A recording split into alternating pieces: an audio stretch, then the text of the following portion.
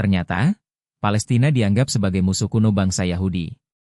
Perdana Menteri Israel Benyamin Netanyahu dalam sebuah pidato, November 2023, dia menyamakan Palestina dengan bangsa Amalek, yang dia klaim sebagai musuh bebuyutan bangsa Yahudi dalam Alkitab.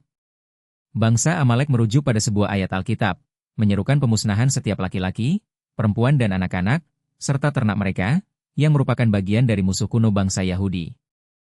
Dari jumlah korban sipil akibat serangan Israel ke Gaza Palestina dan pernyataan pejabat Israel terhadap Palestina menunjukkan niat dan tindakan genosida sesuai hukum internasional. Genosida pertama kali dimasukkan dalam dokumen internasional dengan Konvensi PBB tentang pencegahan dan hukuman genosida 1948. Ketika kita memeriksa definisi dalam perjanjian internasional kunci untuk menilai situasi di Gaza, menjadi jelas sebagian besar yang tewas dalam serangan Israel memiliki ras, etnis, dan agama yang sama dengan warga Palestina, sementara sebagian besar menganut agama Islam, menurut laporan Anadolu. Jadi, warga Palestina memenuhi definisi, kelompok, dalam konteks kejahatan genosida, dengan identitas etnis, agama, dan nasional yang sama. Jumlah korban tewas dibunuh Israel sudah tembus 35.000 jiwa warga sipil Palestina. Beberapa pejabat Israel bahkan menyuarakan dukungan untuk rencana mengusir warga Gaza ke Gurun Sinai di Mesir. Semua ini membangkitkan kenangan tentang genosida Srebrenica, yang menyebabkan lebih dari 8.000 warga Bosnia tewas dibunuh pasukan Serbia tahun 1995. Penguatan isu antisemitisme ini telah masuk ke level baru yang lebih ganas dalam 75 tahun terakhir. Terminologi antisemitisme dibuat untuk menunjukkan superioritas etnis bangsa Yahudi. Apapun yang mereka lakukan tak tersentuh oleh hukum internasional.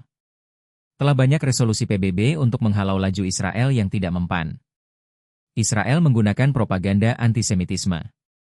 Dalam konteks keagamaan, mereka mengaku mewarisi tanah Kanaan atau Palestina seperti disebut dalam kitab suci. Karenanya, mereka mengaku pewaris sah tanah Palestina. Yang melawan kaum Semit ini akan dihancurkan. Nenek moyang bangsa Yahudi. Namun argumentasi warisan tersebut patah, karena bangsa Yahudi yang merampas tanah Palestina itu bukanlah Yahudi keturunan Nabi Ibrahim atau Yahudi Kanaan seperti yang dalam kitab suci. Betapapun mereka menganut agama Yahudi dan menggunakan nama Israel, yang merupakan nama dari Nabi Yakub, namun sebagian besar mereka sesungguhnya bukanlah keturunan Nabi Ibrahim dan Nabi Yakub. Dalam konteks ini, bangsa Yahudi tidaklah monolitik. Bahkan, mereka bukan keturunan Sem, putra Nabi Nuh yang memberikan keturunan wilayah Timur Tengah. Putra Nabi Nuh lainnya, Yafit menjadi nenek moyang orang Turki dan Eropa, sedangkan Ham adalah nenek moyang orang Afrika. Bangsa Yahudi yang menjadi mayoritas di Israel adalah bangsa Yahudi Ashkenazi yakni dari Turki dan Eropa keturunan Yafit. Sedangkan bangsa Yahudi keturunan Nabi Ibrahim dan Nabi Yakub adalah Yahudi Mirazhi. Sehingga apa yang mereka lakukan di Palestina, berupa perampasan wilayah, pembantaian para penghuninya yang merupakan anak cucu Sem, atau suku bangsa Semit, sesungguhnya adalah antisemitisme itu sendiri. Betapapun mereka sering melakukan kampanye antisemitisme di Barat, dan seluruh dunia. Media Al Jazeera, dalam artikel bertajuk Israel's Great Divide, pada 13 Juli 2016, misalnya, mengungkapkan perlakuan diskriminatif terhadap Yahudi Mizrahi, Yahudi asli dari Kanaan, dan Yahudi Sephardic, Yahudi dari Spanyol. Diskriminasi itu juga ditulis Times of Israel dengan judul Study Finds Huge Gap Between Ashkenazim, Mizrahim. Salah satu gugatan telak tentang identitas orang-orang Yahudi Ashkenazi, datang dari salah seorang pencetus konsep negara bangsa, Nation State, yaitu Ernest Renan, 1823-1892. Filsuf dan sejarawan Prancis, yang juga pakar peradaban dan bahasa Semitik ini, adalah orang yang pertama mengemukakan teori Hazaria, antara lain dalam tulisannya bertajuk Judais as Ares en as Religion pada 1883.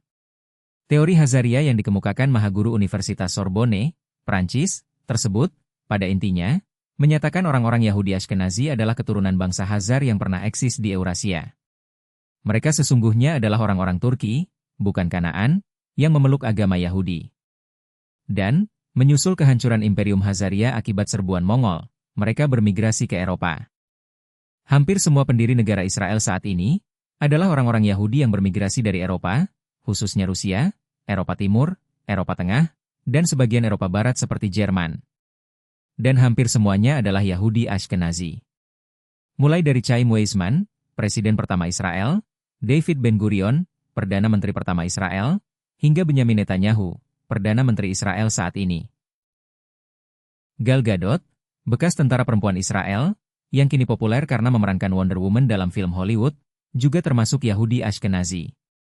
Negara Israel adalah negara yang dibangun atas dasar propaganda. Penghancuran terhadap mereka yang masuk kategori antisemitisme itu pun adalah propaganda untuk meneguhkan eksistensi bangsa Israel.